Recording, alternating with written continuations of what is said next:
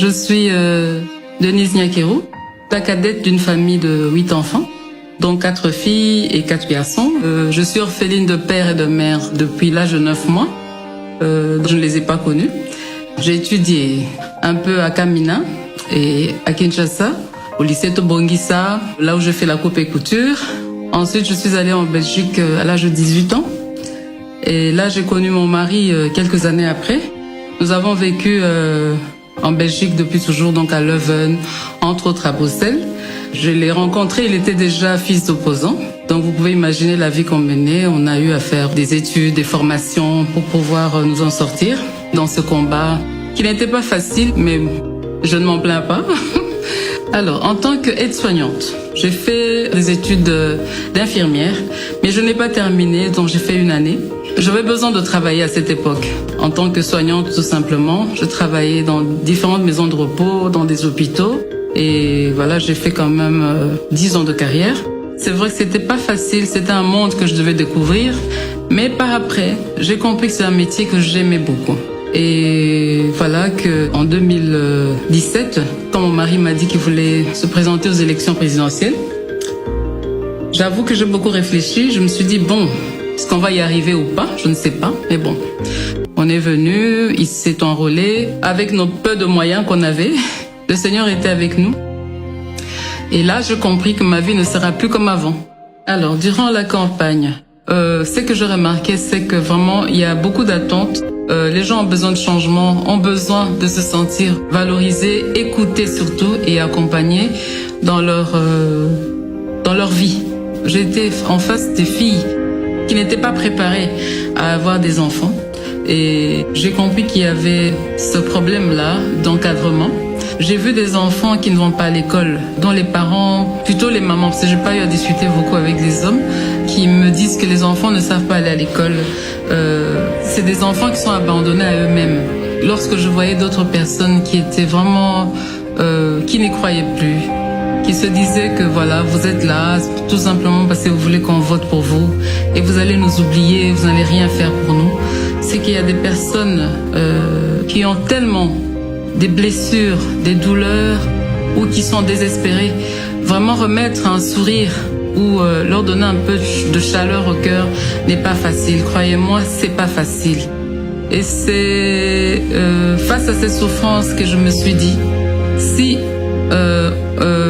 on gagne ces élections, et même si on les gagnait pas, je pouvais faire quelque chose, venir en aide aux personnes désespérées, en particulier les femmes. À titre illustratif, un enfant sur 10 meurt avant d'atteindre l'âge de 5 ans. Le saviez-vous? Le mariage précoce avant 18 ans. 43% des femmes âgées de 25 et 49 ans ont déclaré en être victimes. Le saviez-vous? Seulement 3 femmes sur 10 ont accès au marché du travail et majoritairement dans l'informel. Le saviez-vous? 4 filles sur 10 vont à l'école et que seulement 50% d'entre elles ont la chance de terminer le cycle primaire. Le savez-vous? Cette fatalité doit s'arrêter. Je n'ai guère la prétention de tout faire, de tout changer dans ce pays. D'ailleurs, soyez sûrs, je ne saurais y arriver. À chacun son rôle, mais en revanche, j'ai la prétention de m'exprimer, de m'élever en porte-voix et faire savoir à qui veut entendre les situations réelles de mon peuple, de mon pays.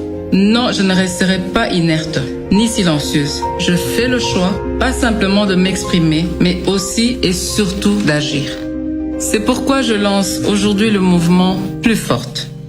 Plus Forte se veut avant tout d'éveiller les consciences des filles et femmes congolaises, de les accompagner dans l'amélioration de leurs conditions de vie ainsi que leur situation actuelle. Ce mouvement repose sur 4 piliers. L'éducation. La génération 2030 est celle d'adolescence d'aujourd'hui. Pour ce faire, je crois qu'il nous faut plus d'investissement dans leur éducation, en vue de prévenir le mariage et les grossesses précoces.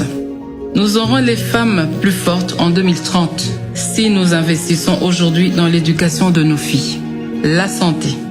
En tant que prestataire de santé et mère, je n'aimerais pas voir une femme mourir en donnant la vie pour des causes qui sont évitables. Je rêve d'une génération de femmes plus fortes, capables de planifier les naissances et de contribuer efficacement au développement de ce beau pays. Je voudrais contribuer à soulager les souffrances des drépanocytaires à travers une bonne prise en charge. Les violences basées sur le genre. Nous avons l'obligation de restaurer la dignité des femmes congolaises en vue de leur pleine participation à la consolidation de la paix et la reconstruction de la nation. Un système de protection sociale devrait permettre d'assurer la prévention et une prise en charge des victimes. Le développement des centres d'accompagnement des femmes et des filles victimes devait être une de nos priorités. L'autonomisation. Quand une femme est autonome, c'est toute la société qui en bénéficie. Encourager les initiatives des femmes entrepreneurs et accompagner les activités génératrices des revenus des femmes et jeunes filles vulnérables contribueront à les rendre plus fortes dans le développement harmonieux du pays. Mes chères dames, en tant que première dame, mère de 4 filles, je m'engage à ce que vos problèmes ne soient plus inconnus. Je m'engage à être la porte-parole de vos différentes causes. Et j'invite donc toutes les couches de la population, toutes les classes sociales à se joindre à moi pour que, ensemble, avec amour, nous puissions écrire l'histoire de notre pays et façonner la femme congolaise de demain. C'est au travers de l'effort collectif que la saveur du résultat est agréablement ressentie. Ce sera donc avec l'adhésion de tous et de chacun que nous pourrons prétendre être d'un apport réel au changement attendu avec des femmes congolaises plus fortes. Ensemble, plus fortes.